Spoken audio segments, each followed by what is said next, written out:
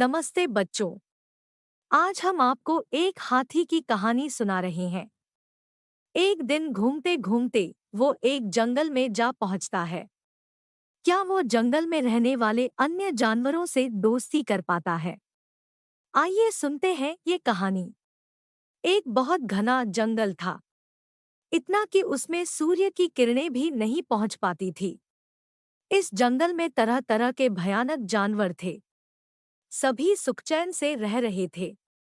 एक दिन उस घने और भयानक जंगल में एक हाथी आ पहुंचा। देखने में पहाड़ जैसा ऊंचा और शक्तिवान।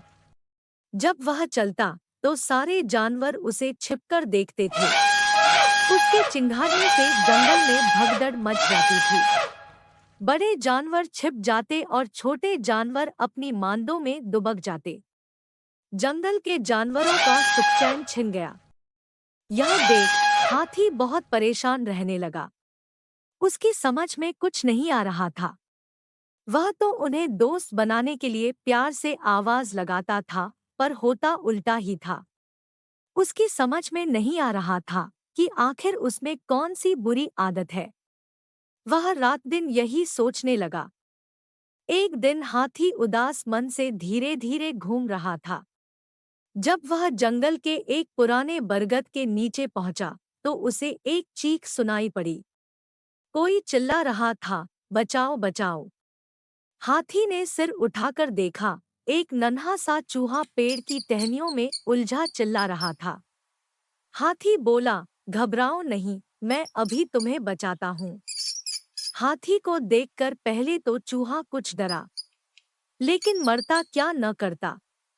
चूहा डर भूल गया और हाथी को डबडबाई आंखों से देखने लगा। हाथी ने अपनी सूंड ऊपर उठा दी और चूहा उस पर बैठकर नीचे उतर आया। नीचे आते ही चूहा तेजी से भाग गया। उसने पीछे मुड़कर भी नहीं देखा। बेचारे हाथी ने तो सोचा था कि चूहा ही उसका दोस्त बनेगा, पर वह भी भाग गया। अब हाथी को विश्वास हो गया कि उसका कोई भी दोस्त नहीं बन सकता। यह सोचकर वह रोने लगा। लेकिन थोड़ी ही देर में चिड़ियों का मधुर गाना उसे सुनाई पड़ने लगा। ऐसा गाना उसने इस जंगल में पहले कभी नहीं सुना था। देखते ही देखते जंगल के सारे जानवर हाथी के चारों तरफ एक घेरा बनाकर नाचने गाने लगे। कोई सीटी बजा रहा था तो बंदर ढोल पीट रहा था। शेर सुरीली आवाज में गा रहा था। हाथी को यह सब एक सपने की तरह लग रहा था। हाथी ने हैरानी से देखा, झुंड में वही चूहा सबसे आगे था, जिसे हाथी ने बचाया था। उस छोटे चूहे ने कहा, आज तुमने मुझे बचाया है। तुम बहुत ही अच्छे हो।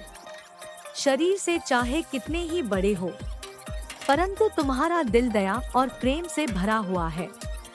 आज से तुम हम सबके दोस्त हो और हम सब तुम्हारे। हाथी ने उन्हें बताया कि असल में उसका जोर से बोलने का मतलब जानवरों को डराना और नुकसान पहुंचाना नहीं था, बल्कि दोस्त बनाना था। अब हाथी भी उस नाचगाने में शामिल हो गया। सारे जानवर और भी झूम झूम कर नाचने लगे। हाथी फिर कभी इतने जोर से नहीं चिल्लाया। कहानी की सीख: दयालुता तथा प्रेम ही दोस्ती का आधार होता है। अगर आपको यह कहानी पसंद आई हो तो कृपया लाइक करें और अपने दोस्तों के साथ शेयर करें। और ऐसी ही मज़ेदार कहानियों के लिए हमारे चैनल को सब्सक्राइब करना न भूलें।